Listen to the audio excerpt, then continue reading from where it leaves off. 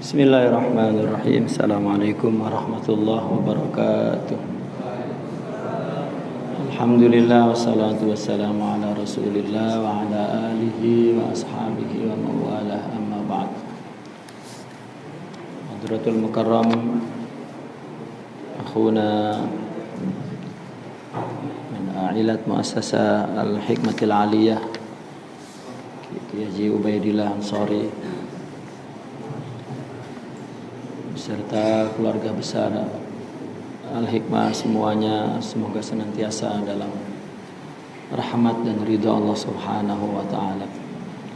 Fi inayatihi wa hifdhihi wa riayatihi zahirihim wa batinihim fid dunya wal akhirah.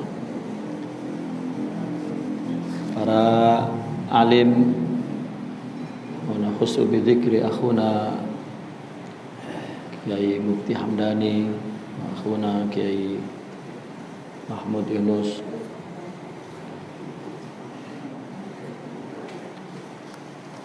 wa akhuna Kiai Andre, dan tanpa mengurangi hormat al-fakir para alim, ahbab, ikhwan dan akhwat sekalian, insyaallah kita sambung kajian kita Kitab Hikam lil Imam Ibn Athaillah Sakandari. Hikmah berapa? Bismillahirrahmanirrahim. Qala radhiyallahu anhu wa nafa'ana bihi wa bi ulumihi fi dharain amin ya rabbal alamin. Qala radhiyallahu la tutalib rabbak bi ta'akhuri matlabik walakin talib nafsak bita'akhuri adabik.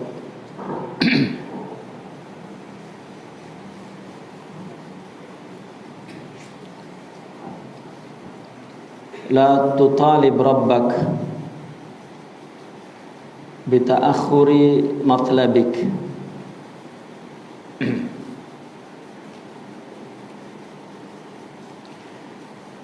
Janganlah kamu menuntut kepada Tuhanmu bita'akhuri matlabik,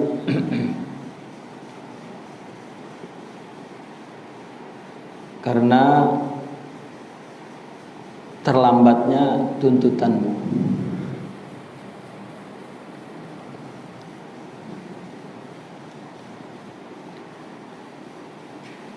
Walakin ya, akan tetapi talib nafsak,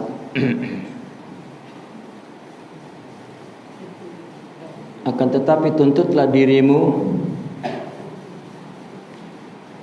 bita'akhuri adabik, karena terlambatnya adabmu kepada Allah Subhanahu wa taala.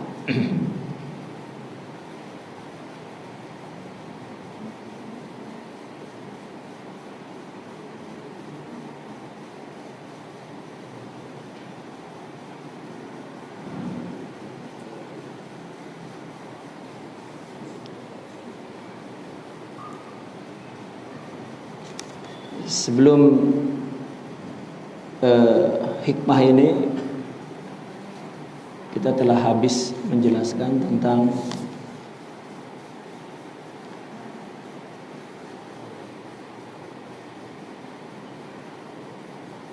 adanya sirrul khususiyah yang di dalam ruhani, di dalam jiwa, kalbu,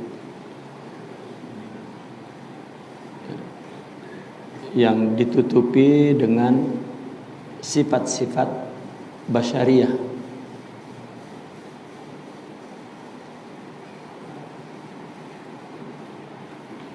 Di mana ketika kita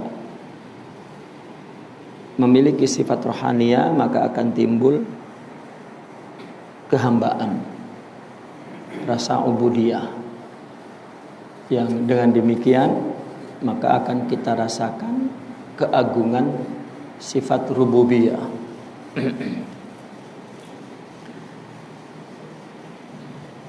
Maka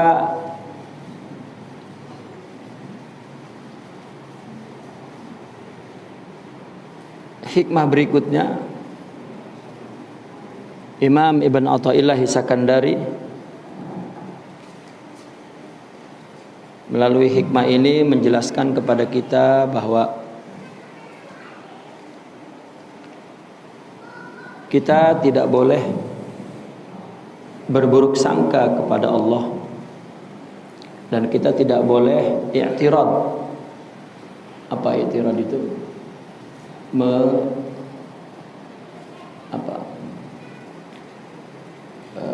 Menentang. Dan berburuk sangka disebabkan apa yang kita tuntut, apa yang kita minta ya, terlambat dipenuhinya, diijabahnya.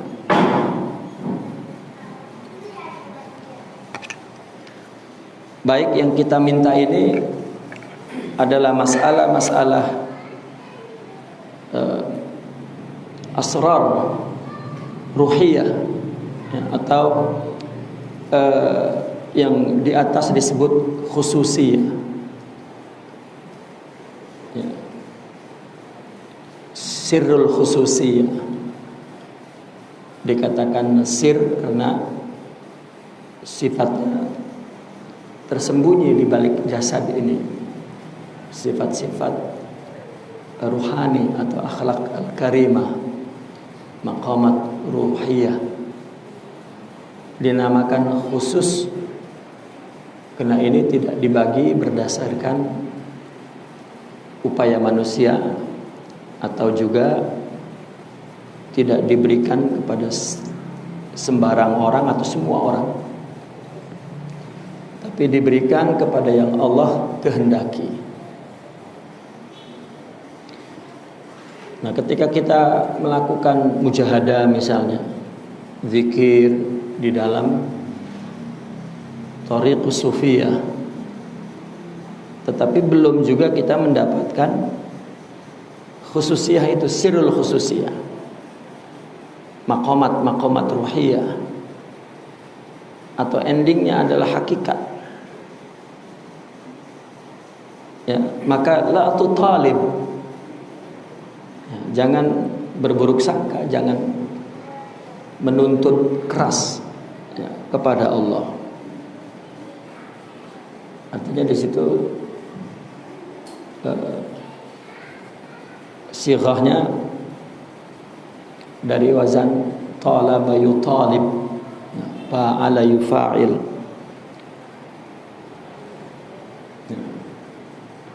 yang bermakna menuntut ya, dengan syadid ya.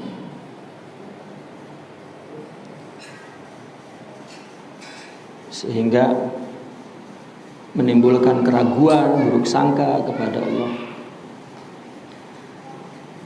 disebabkan apa yang kita minta tidak kunjung datang.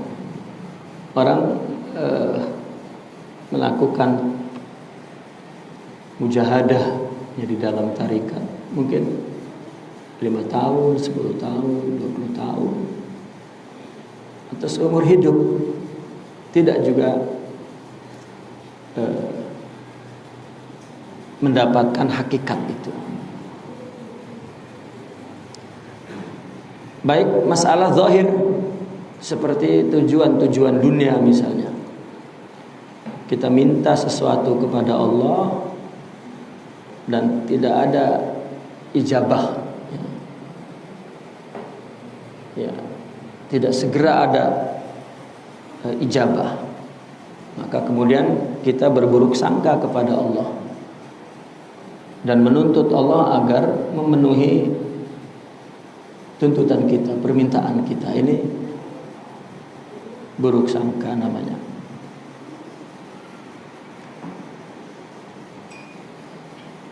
Tetapi dalam kondisi itu justru yang kita tuntut adalah diri kita sendiri. Kenapa? Karena Allah kapan mau mengabulkan atau tidak mengabulkan itu tidak ada apa ya, tidak ada tuntutan.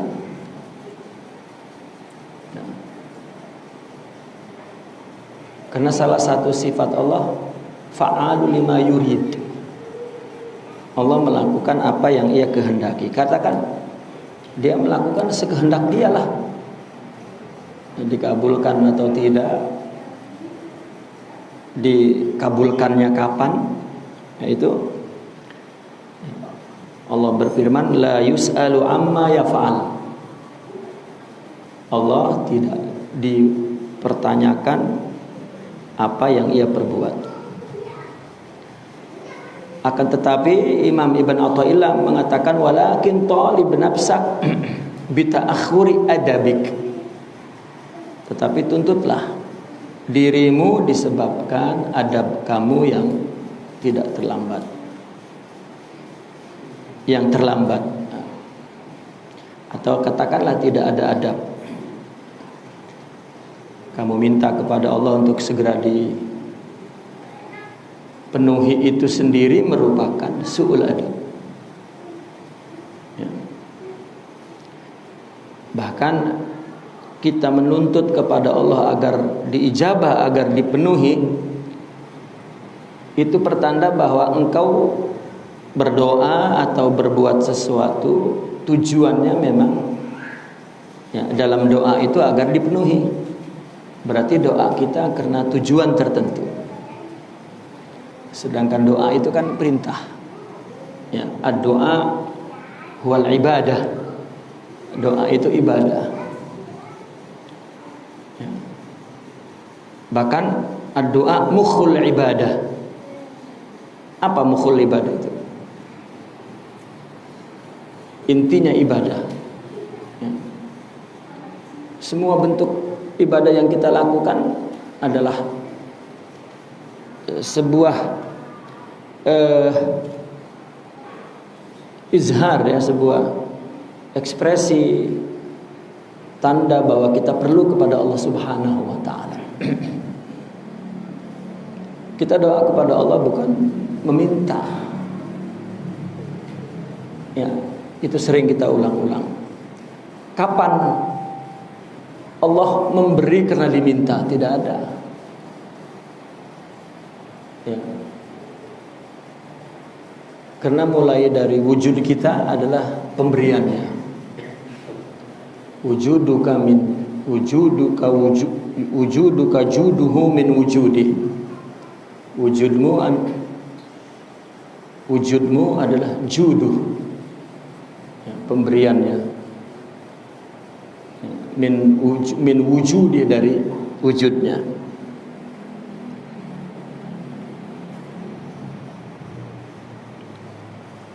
Dan kemudian Allah menciptakan dan Allah yang memilihkan untuk kita sebagai orang Islam atau bukan menjadi bangsa di negara tertentu dengan kulit warna tertentu, lahir dari ayah dan ibu sudah ditentukan oleh Allah, memiliki istri dan anak juga sudah tertentu, mati juga demikian. Wa ma tadri nafsun madza taksibu ghada wa ma tadri nafsun fi ayyi ardin tamut. Jadi doa bukan meminta kepada Allah, itu su'ul adab, atau ikhtiar, memberitahu Allah akan pilihan kita.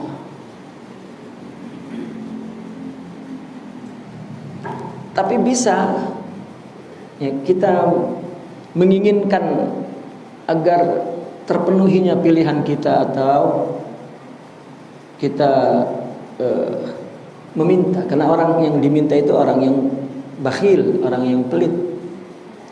Kalau tidak diminta tidak diberi.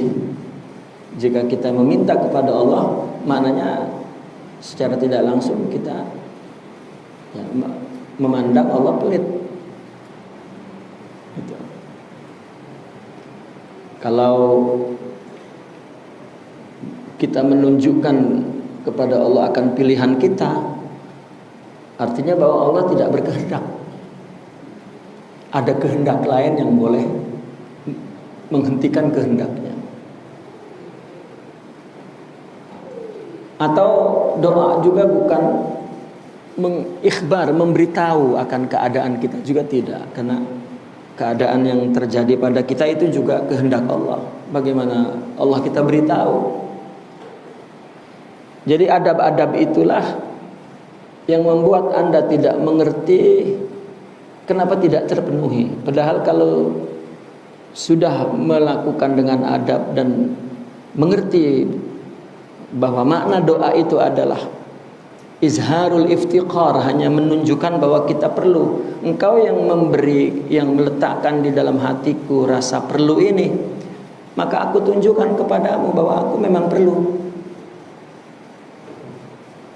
Ya, kita dibikin oleh Allah, ditakdirkan bangkrut, maka konsekuensinya bangkrut itu ya perlu untuk membangkitkan kembali kebangkrutan ini. Kan takdir Allah itu, kehendaknya ada di ilmunya. Ya. Apakah Allah kita beritahu keadaan kita? Ya. Namun Allah perintahkan, berdoalah. Ya. Astajib lakum. Artinya ini sama dengan perintah ibadah lain. Sholatlah, puasalah, berdoalah. Ini ibadah. Itu. Nah, maka kita tidak mengerti kenapa belum diijabah. Sebetulnya karena kita tidak tahu adab. Kalau sudah tahu adab, dikabulkannya kapan dan dikabulkannya cepat atau lambat, kita tidak ada urusan. Nah, oleh karena itu dikatakan bahwa tuntutan kita agar Allah segera mengabulkan itu juga bukti bahwa berarti doa kita bukan ibadah. Doa kita hanyalah agar dikabulkan. Kalau tidak dikabulkan, ngapain doa? Makanya orang kalau kita suruh berdoa, saya tidak kurang-kurang doa, tapi masih begini aja gitu. Karena dia tidak mengerti apa itu doa. Kalaupun dikabulkan setelah berpuluh-puluh tahun, ya, kalau kita mengerti bahwa doa itu adalah ibadah, ya sudah dapat pahala. Bahkan dalam hadis-hadis banyak dikatakan doa-doa yang tidak dikabulkan itu ternyata ya diganti oleh Allah, ya, doa itu atau dikabulkan oleh Allah nanti di akhirat. Ya, dalam hadis-hadis itu dikatakan ketika kita nanti wafat, Allah memberikan kepada kita, ini doa-doamu yang dulu aku tidak kabulkan.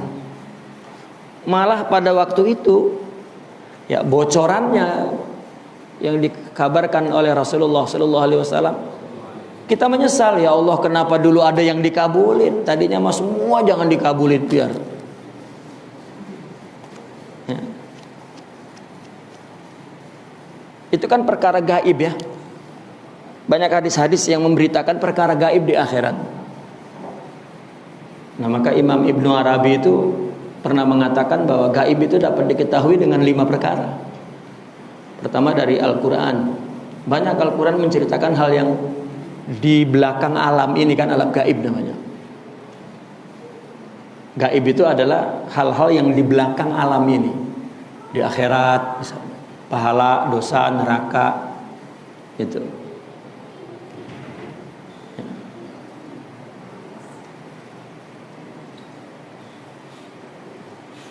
Dan yang kedua adalah hadis. Ya, banyak hadis-hadis Rasulullah yang menceritakan tentang apa yang akan terjadi di hari kiamat. Ya. Baik.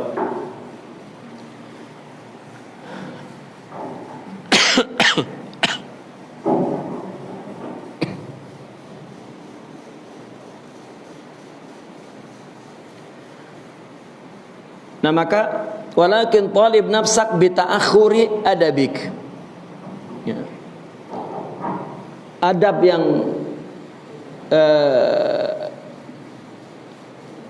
yang tidak sempurna, atau katakan yang tidak beradab, ya. Inilah yang menyebabkan, yang perlu kita tuntut untuk mengerti bahwa doa itu adalah ibadah, dan Allah tidak boleh dituntut. La yus'al amma yaf'al.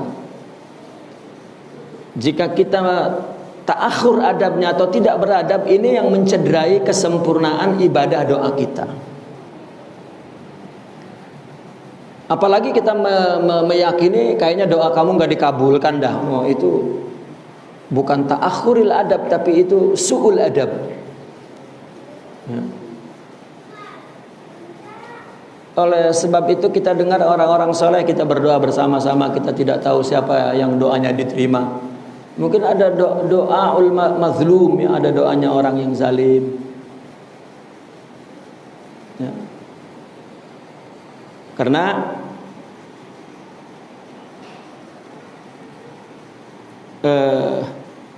tidak ada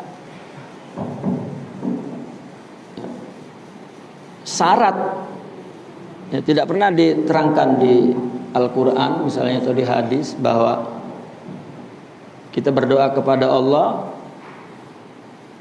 ya, Allah memberikan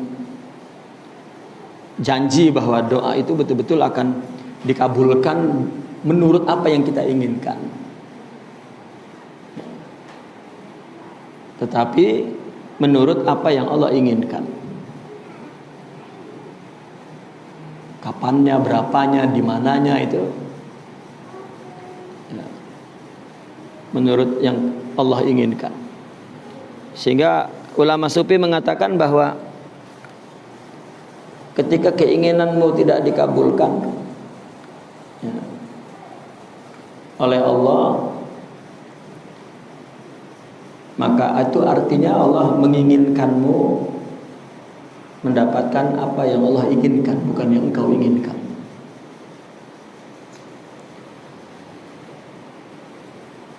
Maka apabila kita tahu adabnya, itu merupakan kesempurnaan ibadah. Kesempurnaan adab itu kesempurnaan ibadah. Itulah yang disebut istiqamah. Itulah yang disebut ad-dinul khalis, agama yang murni. Itu juga yang disebut as-siratul mustaqim. Itu juga yang disebut al-ittiba'ul kamil, mengikut Nabi.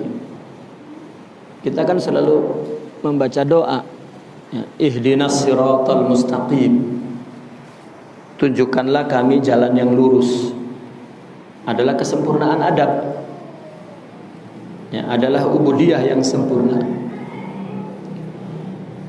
dalam ibadah. Dan ibadah itu banyak, termasuk doa, ya. Itu maksud daripada Al-Imam Ibn Athaillah Sakandari. Wa qala radhiyallahu anhu, mata ja'alaka fi dhahir mumtathilan li amrih wa razaqaka fil batin al-istislam li qahrih faqad a'zama al-minnata 'alaik.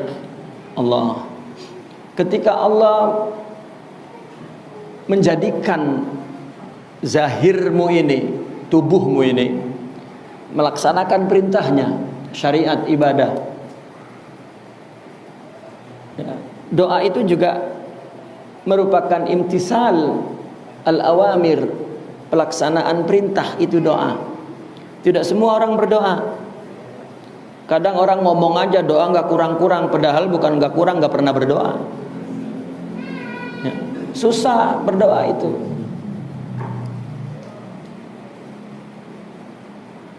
Para ulama kita tuh punya tradisi kalau berdoa mengirim doa saja kepada arwah itu, masya Allah. Ya. Itu arwah disebutin para aulia, ulama, sholihin, ya semua. Kalau diturutin 1 jam itu nyebutin nama aja itu. Ya. Itu rupanya kita lakukan kalau lagi kumpul tahlil doang, itu juga karena rutin aja udah. Ya. Apakah betul-betul kita berdoanya dengan adab? Ya. Artinya ibadah apa saja, termasuk berdoa. Kalau kita memang betul-betul berdoa, orang tua kepada anak, itu memang harus betul-betul berdoa. Ya Allah, jadikan anak kami yang soleh, yang mengenalmu. Ya. Enggak cukup kita hanya banting tulang mencari rezeki untuk anak, tetapi juga doa itu merupakan ibadah. Imtisal al-awamir. Apabila Allah menjadikan zahir kita melaksanakan perintahnya, kemudian Allah memberikan rizki kepada batin kita, yaitu al-istislam, menyerah liqahrihi, kepada qahr. Artinya segala apa yang terjadi padamu, yang berlaku kepada kita dari Allah, itu adalah min qahri.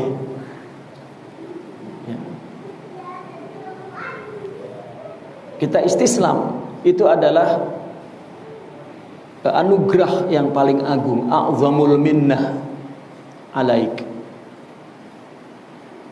Ini bobot minnah yang paling agungnya ini di batinnya, ini istislam. Karena pasrah itu sebuah akhlak yang yang purna, katakan. Seorang apabila memiliki sejumlah akhlak sempurna, maka dia istislam kepada Allah. Kita sering jelaskan bahwa bagaimana kita dapat merasakan keagungan Allah. Lihat, Al-Imam Al-Ghazali menjelaskan tentang sholat khusyuk. Yang pertama, dia hadir di depan Allah. Kan ini khusyuk ini persoalan batin, bukan fisik. Orang sudah masuk masjid, tapi jiwanya belum masuk, belum hadir. Hadir. Yang kedua, dia merasakan keagungan Allah.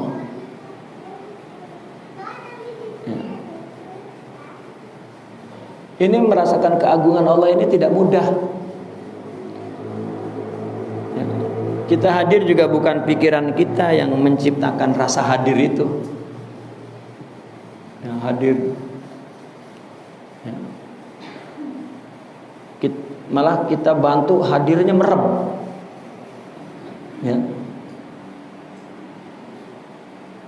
Padahal ceritanya katanya mereka orang-orang yang khusyuk hadir itu nggak merem.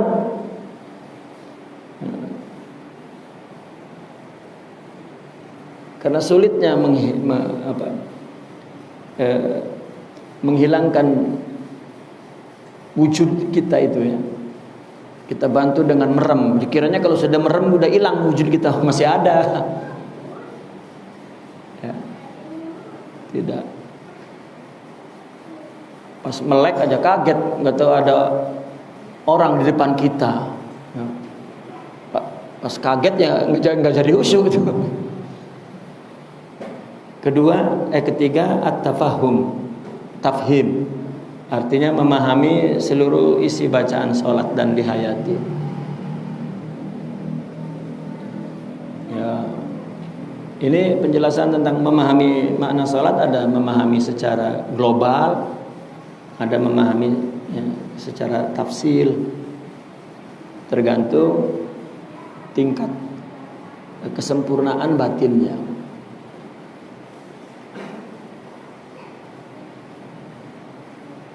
Yang keempat adalah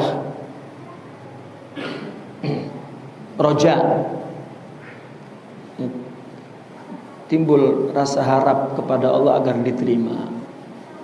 Yang kelima adalah khauf, tapi takut juga tidak diterima. Yang terakhir al-haya, malu. Ini 6 ya, bercampur jadi satu. Coba gimana itu? Hadir.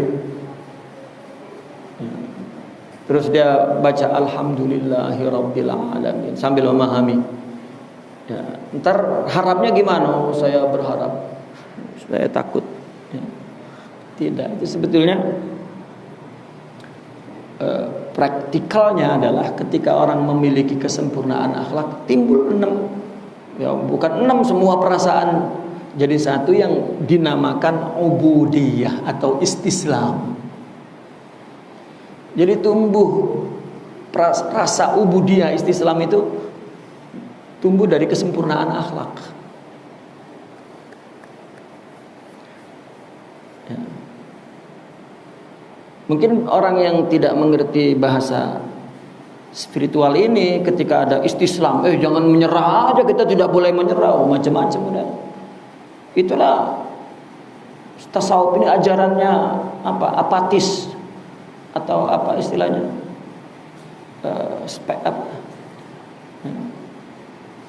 Skeptis, ya. Macam-macam karena dia ngebaca dari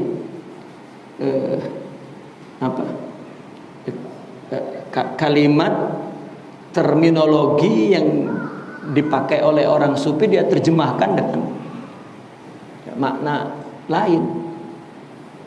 Itu kesalahannya di situ. Itu bukan kesalahan, kebodohan.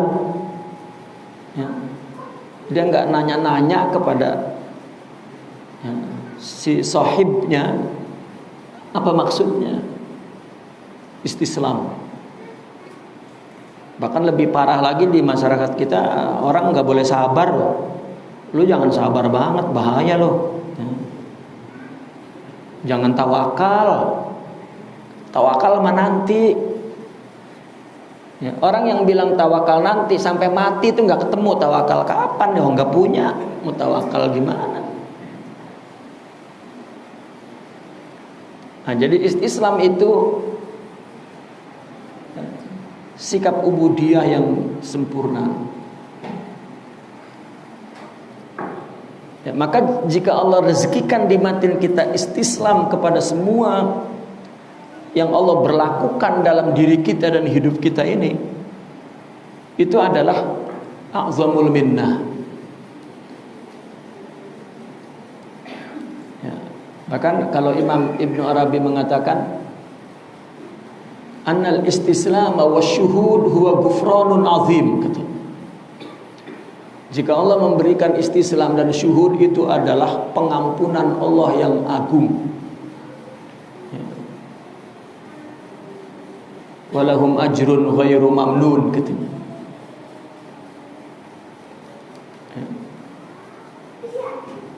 Sehingga mereka mengatakan asyuhudu la yadurruhu dzambun. Karena syuhud itu bukan hanya taubat dari dosa ketaat, bukan hanya taubat dari melakukan karena selain Allah kepada Allah, tetapi syuhud dia sudah taubat dari melakukan dengan dirinya kepada melakukan dengan Allah. Nah, pada saat itulah dia ketakutan dicabut oleh Allah, ya, ingatnya kepada Allah. Sampai dia ingat, dia merasa bahwa itu Allah yang beri. Maka jangan kau cabut ingatku kepadamu. Sehingga mereka mengatakan, kalau aku melanggar syariatmu engkau ampunkan, tapi kalau engkau cabut ingatku kepadamu berarti engkau murka kepadaku, dan itulah dosa yang tidak kau ampunkan. Sangat halus sekali dia, ya, bermuamalah kepada Allah. Kita mah ibadah nggak ingat juga, bodoh amat. Itu baru Zahir baru dijadikan oleh Allah, zahir kita melaksanakan itu juga sudah nikmat besar. Ya, Allah jadikan zahir kita untuk mumtasilan li amri. Ada satu tradisi nih di kita, udah sholat aja subuh ngantuk-ngantuk juga, yang penting menggugurkan, ya, menggugurkan apa? Kewajiban. Enak aja menggugur itu kalau ngantuk begitu. Sebetulnya menggugurkan kewajiban itu wali tingkat tinggi itu.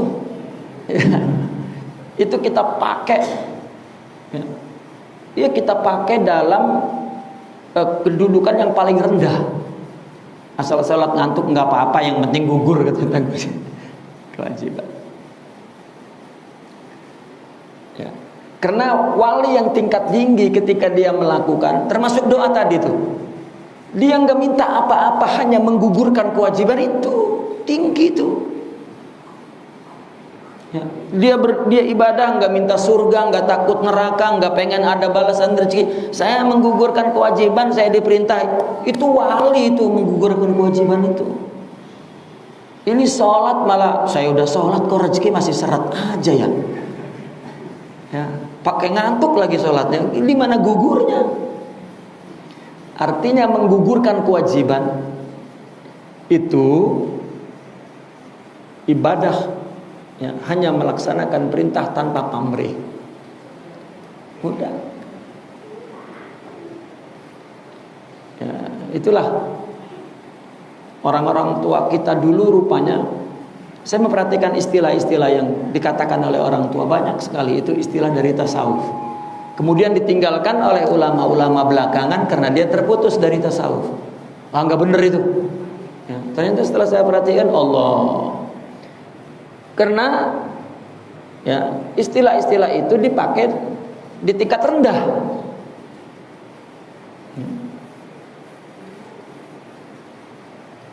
Taib. Wa razaqaka fil batin al-istislama liqahri. Faqad a'zamal minnatu alaih. Bahkan orang sufi menyebut kalau amal zahir namanya amal. Kalau istislam batin syuhud namanya minnah. Nah, kita akan ketemu istilah itu nanti. Ya. Jadi kalau ketika kita mempunyai ilmu lalu kita tahu ilmu itu wajib diamalkan, maka kita mengamalkan ilmu kita. Ini amal. Katanya. Tetapi ketika Allah berikan setelah ini, setelah anugerah ilmu dan kita amalkan, lalu Allah berikan hakikatnya. Ini minnah.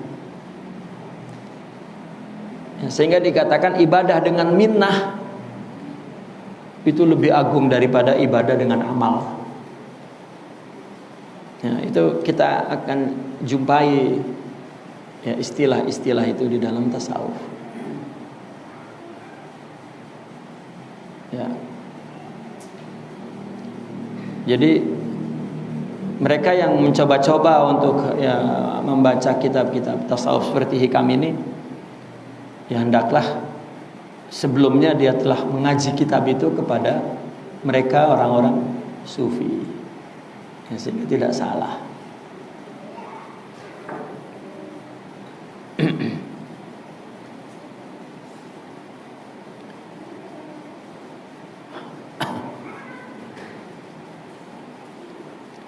Artinya ketika kita telah mendapatkan kedua-duanya, itu berarti kita telah mendirikan ubudiyah.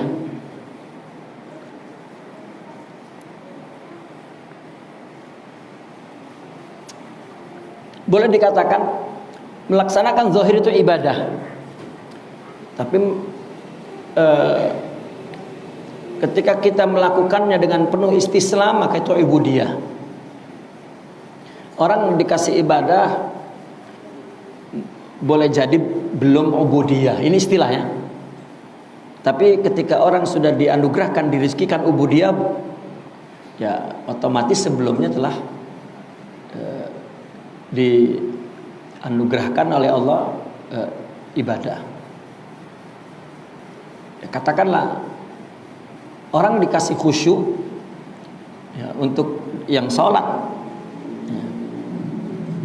Kalau nggak sholat, gimana ngasih khusyuk? Ya. Taib.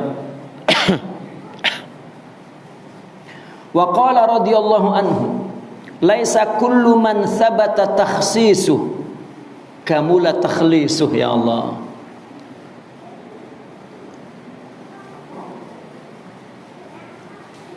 Hikmah ini saya teringat ada pertanyaan sore tadi nih. Ya. Apakah orang yang sudah melakukan riyadhah dan sudah melawan nafsunya dirinya, kemudian memiliki sifat-sifat mulia itu, apakah akan selamanya begitu atau terkadang jatuh ya, kemudian dia berusaha lagi ya. Mungkin jawaban pertama, ketika orang sudah disebut sempurna dalam istilah tasawuf, maka dia sudah tidak lagi berurusan dengan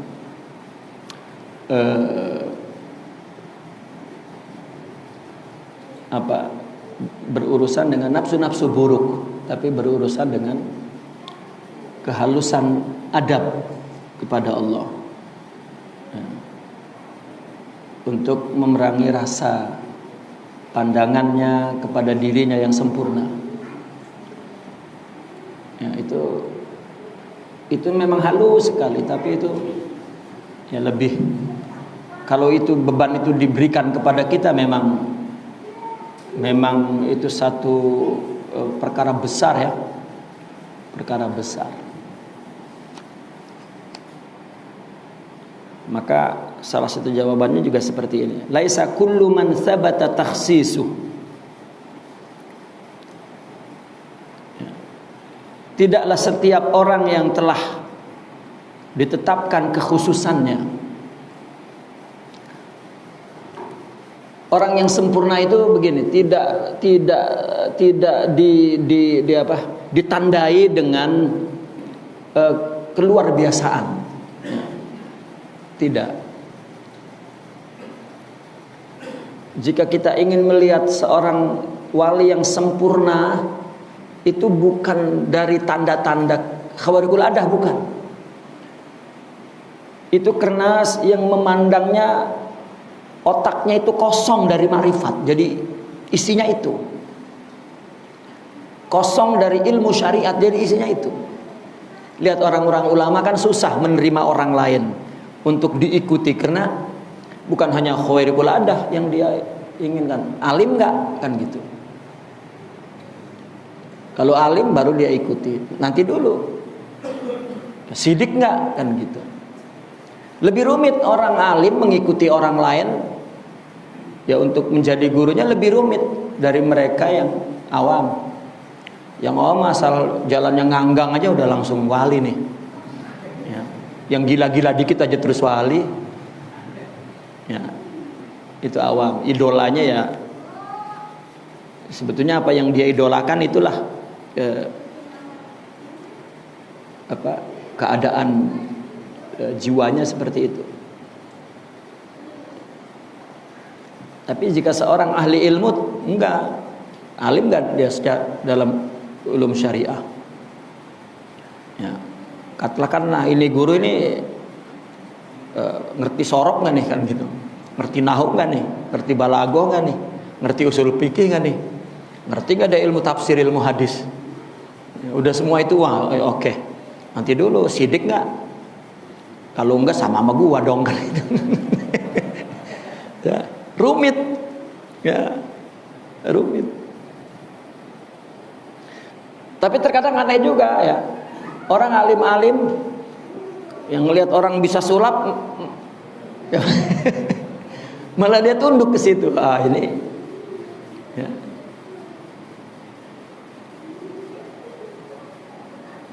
Bahwasanya Karomah lah, katakan begitu. Karomah khawairul adat, jika masih ada pada diri seseorang, aulia, itu menunjukkan bahwa yang perlu kepada karamat adalah dia. Nah, para wali-wali yang tinggi nggak perlu. Ya. Nabi ditawarkan di Taif, sudah dilempar batu berdarah-darah. Ya, Jibril menawarkan, perintah saja engkau ya Muhammad, aku timpahkan orang ini. Ya. Udah berdarah-darah tuh. Ya. Mukjizat Nabi kan minta tidak minta, mukjizatnya itu sedia ada. Kata Nabi, jangan. Allahumma ighfir lahum fa innahum la ya'lamun. Itu. Kalau kita main sumpahin aja. Nah, ini wali apa itu ya? Bukan wali kutub, itu wali kutuk. Ya tukang utuk. Wali itu jelmaan kasih sayang Tuhan. Dia penyebar kasih sayang. Jika orang lain tidak memaafkan, tapi dialah yang memiliki sifat maaf Allah itu. Dia bagi-bagi secara gratis itu. Ya. Nah itu wali. Bukan dikit-dikit nyumpahin, dikit-dikit nyumpahin. Waduh, itu bukan ahli sunnah, ahli sumpah itu. Ya. Jadi karamat itu tidak menunjukkan bahwa dia lebih hebat dari yang lain, tidak. Sering saya ditanya, guru Anda siapa? Fulan. Apa karamatnya? Aduh. Saya tanya sama guru saya, apa karamatnya? Dia bisikin, karamatnya takut istri, katanya gitu. Ya. Itu karamat tuh. Ya, ini semua punya karamat nih. Takut istri semua. Ya, apalagi ustaz-ustaz tuh karamatnya yang besar. Ya, karena istrinya ketakutan udah. Ustaz, muridnya banyak kan. Karamatnya makin naik. Ya tidak sama sekali. Saya memperhatikan ini sharing ya. Memperhatikan ada tokoh-tokoh orang yang disebut sebagai pimpinan rohani tarekat, sering mengikat kepercayaan kepada muridnya dengan menunjukkan karamat-karamat itu. Aduh, itu bahaya Pak. Bahaya. Itu sama juga mengisi isi otak muridnya itu bukan dengan hakikat tetapi dengan takhayulat. Memang begini, ada adab yang tinggi dalam tasawuf. Seorang murid itu mesti percaya tanpa batas kepada gurunya. Karena kalau kepercayaan turun, maka madadnya ya, tidak masuk. Tapi menjaga sikoh ini bukan dengan menciptakan dirinya sempurna, ya, menghadirkan di pikiran murid-muridnya bahwa dia ini hebat. Ya. Maka dia terus action Pak di depan murid-muridnya. Begitu ada muridnya langsung. Ya. Terus matanya melihat. Ya. Ini tukang sulap Pak. Ya.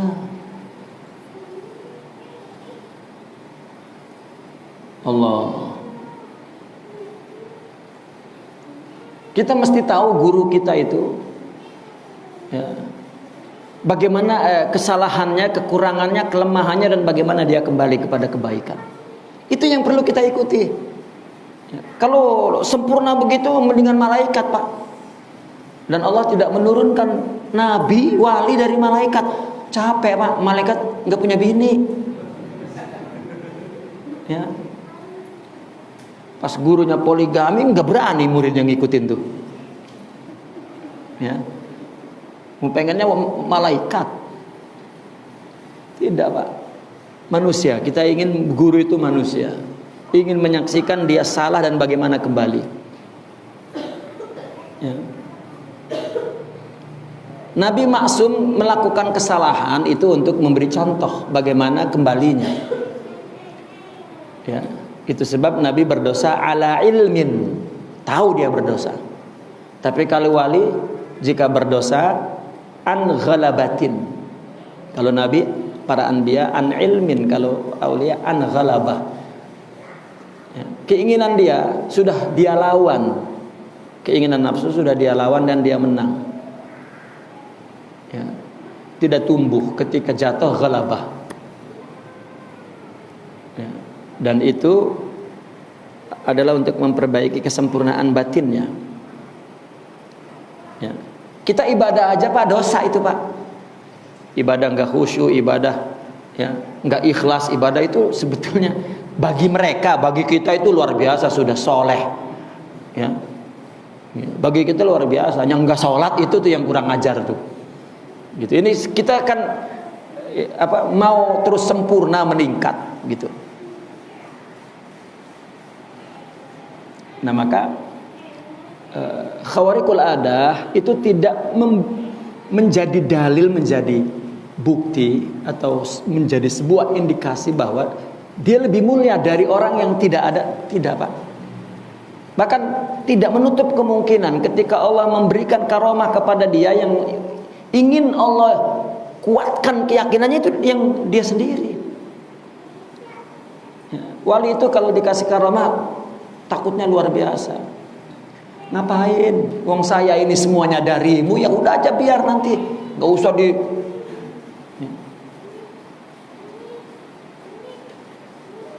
Ini ada orang pimpinan tarekat, kamu tahu semua dari Allah, tidak ada yang tidak dari manusia. Kata Allah mati, mati. Kata Allah panas, panas. Kata Allah tidak, tidak. Dia nyalain api truk, tidak panas. Kata Allah tidak. Itu tukang sulap itu. Wallahil azim. Ya. Para murabbi, para mursyidin yang benar tidak mempermainkan pikiran manusia. Ya. Terhadap perkara yang tidak berguna dan buang-buang waktu. Ya. Karena laisa kullu man sabata takhsisu, munculnya perkara khawariqul ada seperti ya, dia ke Mekah sedetik Pak, ya, timbul di Mekah. Terbang atau jalan di air misalnya. Tidak berarti bahwa itu menunjukkan kamula takhlisuhu, bahwa dia telah sempurna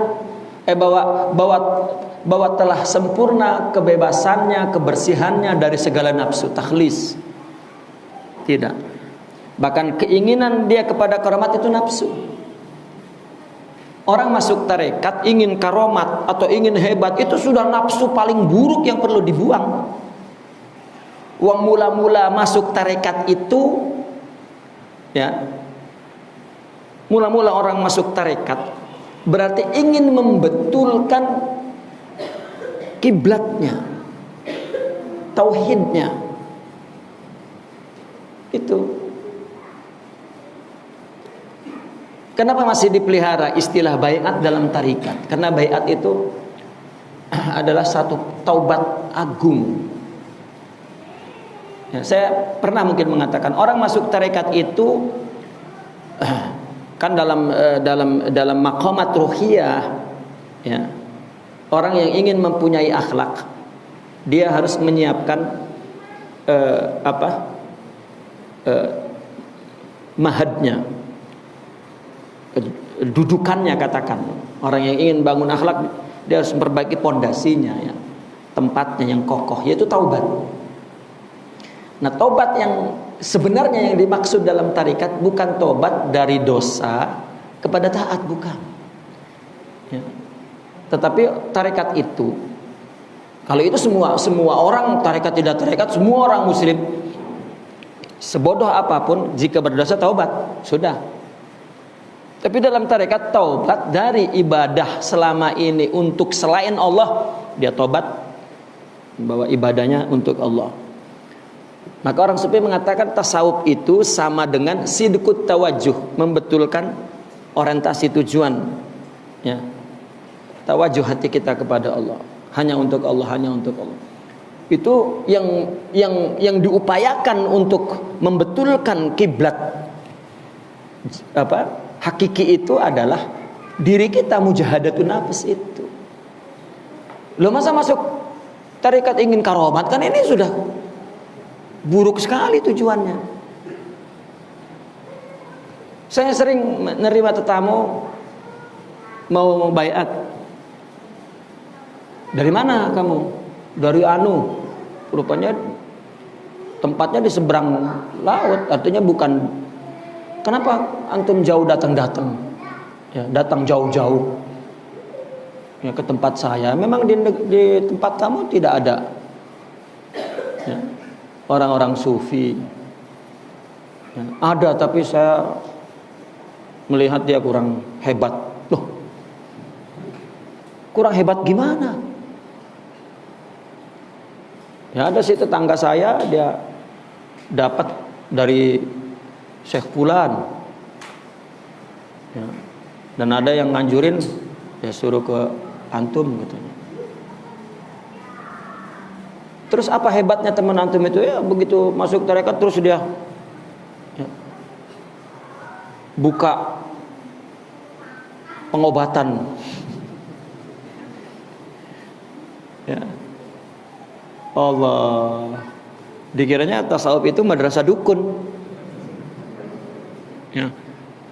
Saya saking sensitifnya, ada orang keras kesurupan, itu lari ke saya itu marah pak. Ya, emang gue tukang ruqyah, sono pergi ke tukang ruqyah. Ya, kan bapak orang sufi, ya orang sufi apa urusannya dengan pengusiran jin? Ya, saya ingin menghilangkan mindset itu, ya, image buruk itu.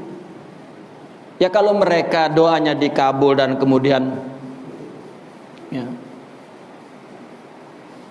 Nah kalau dia nggak datang atas memandang saya orang sufi, saya mau pak ya. Artinya masih ada saya bekas-bekas ilmu ngelawan jin pak ya. Cuman udah dibuang-buangin ya. Tapi karena dia datangnya atas nama sufi, saya terus ya, emosi karena keinginan untuk merubah image yang buruk itu. Orang yang datang ke tasawuf ya adalah orang yang ingin membetulkan kiblat hakikinya. Dia ingin memperbaiki batinnya, ruhiyahnya, bagian yang inti terpenting dari manusia ya. Untuk itu, dan madrasah atau tarekat itu adalah tempat kita berlatih untuk membentuk jiwa itu.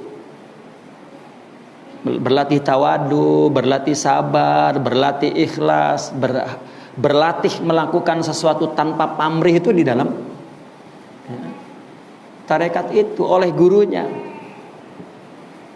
Itu yang dikatakan bahwa murid di tangan gurunya seperti tanah liat di tangan pembentuk tanah itu. Mau dijadikan apa nggak usah protes ya. Ini kalau ini merupakan tasbih pak, kita harus memberikan batasan wajhu syabehnya, jangan dibuka semua. Wah itu Tuhan dia, jangan ya. Nah maka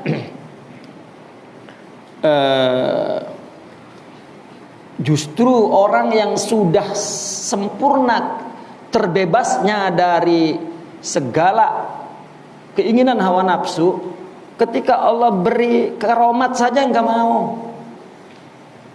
Kalau dia diberi kasyaf oleh Allah untuk melihat batin orang, itu dia malu pak. Katakan ada orang telanjang di depan kita, kita pelototin atau kita begitu pak ya, mesti. Nah mereka orang yang telah dikasyafkan oleh Allah itu takut dia tidak bisa tidak bisa menampilkan wajahnya ya. Takut ini orang yang tahu kasyaf sambil apa yang dilihat pak? Kasyaf itu bukan melihat dengan mata ya, sini kamu aku baca nasibmu. Itu hitung-hitungan pak, saya punya ilmunya pak. Iya.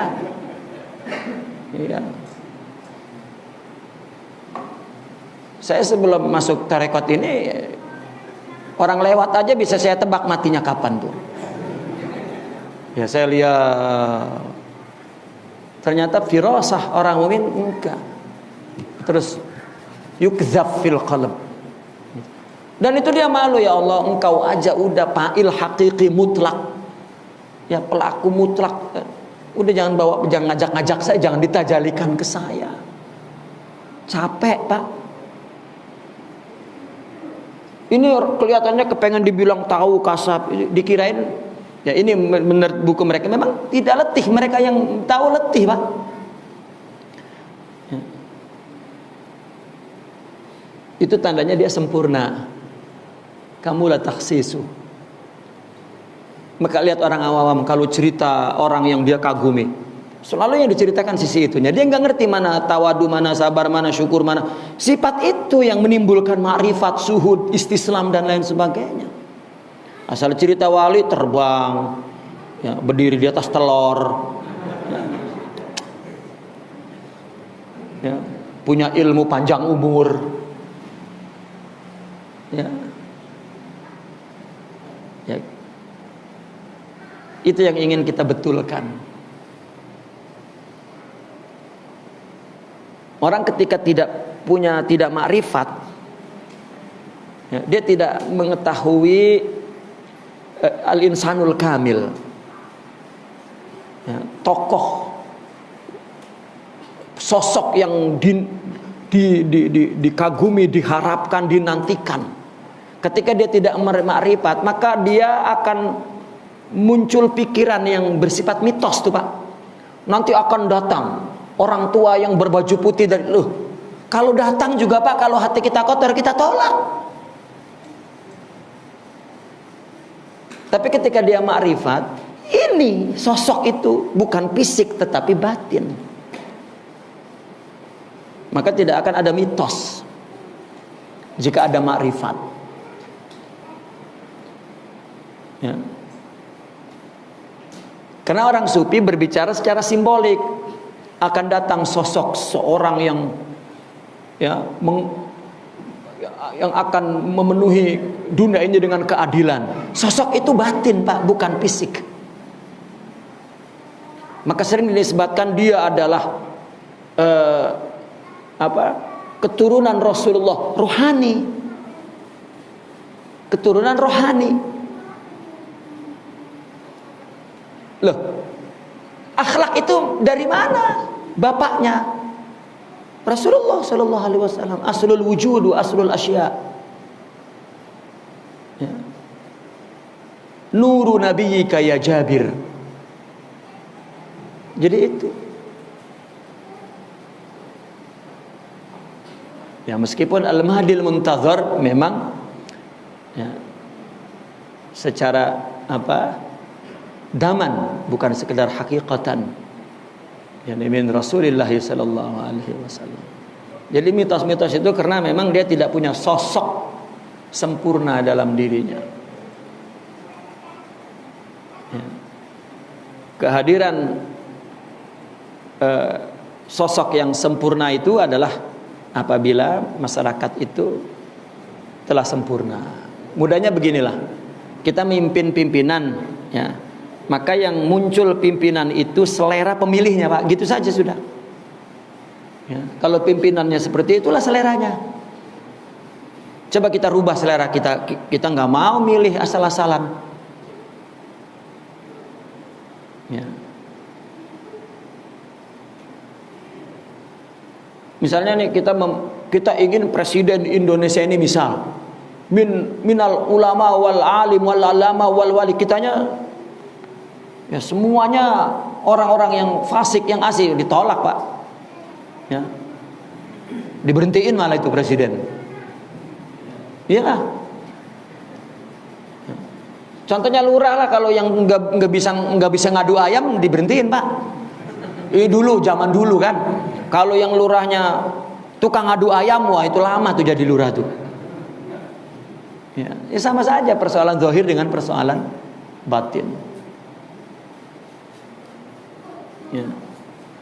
Bahkan kata Sidi Abdul Qadir Isa, ketika dia mengatakan ciri-ciri murabbi, ya, maka dia mengatakan begini, kamu mau tahu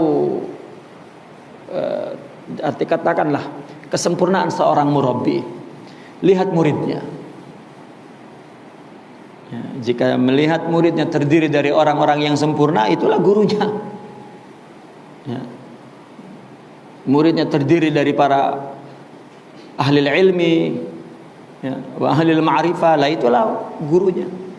Maka Sidi Abdul Hasan Syazili dulu mengatakan ketika ditanya apakah anda tidak menuangkan karya agar dibaca oleh orang, la kutubi ashabi, karyaku itu muridku, baca silakan. Ya, orang jika sudah bertekad hati-hati bertingkah laku, karena kita membawa, ya, nama guru itu. Jadi banyak perkara yang kita betulkan.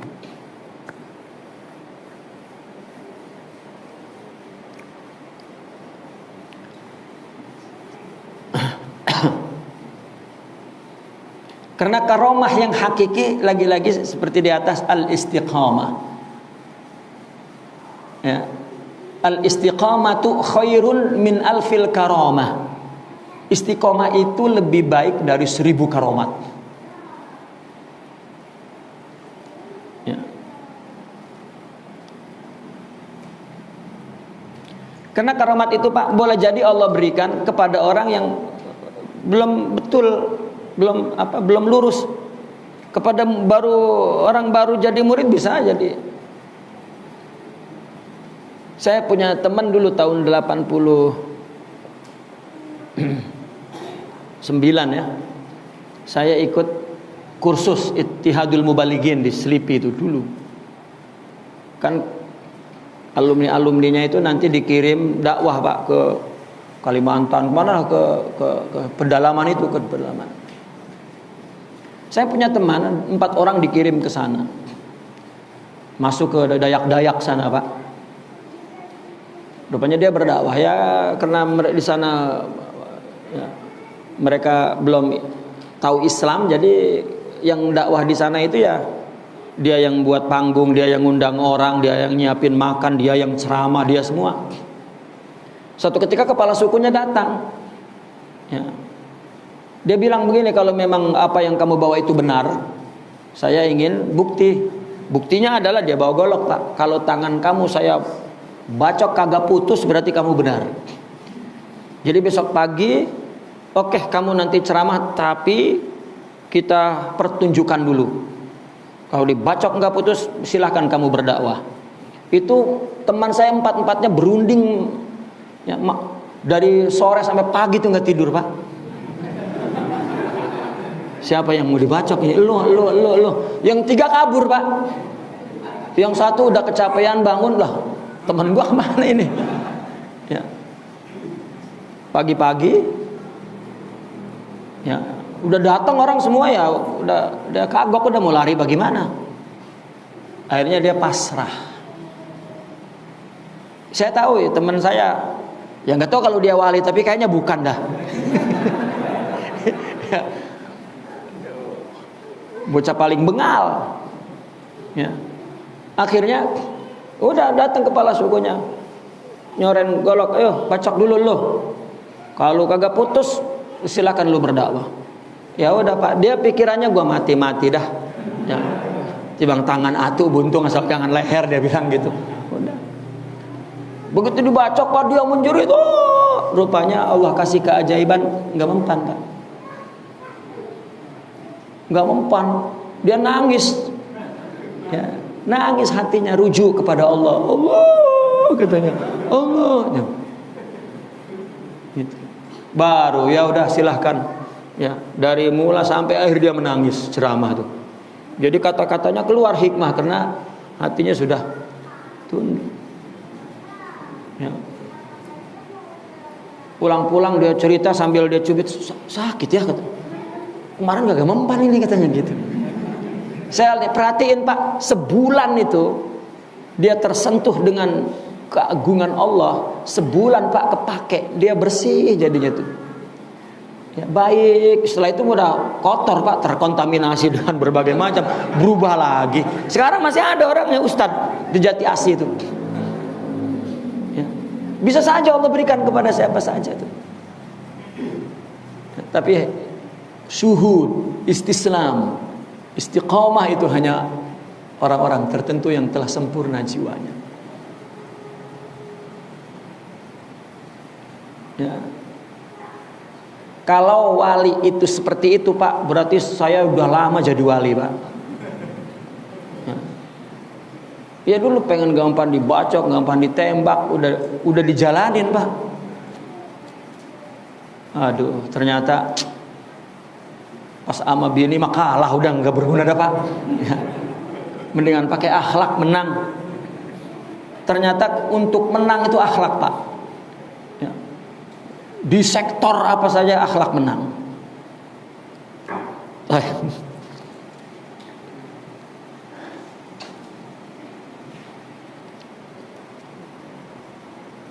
Naqif huna walhamdulillah, al-Fatihah.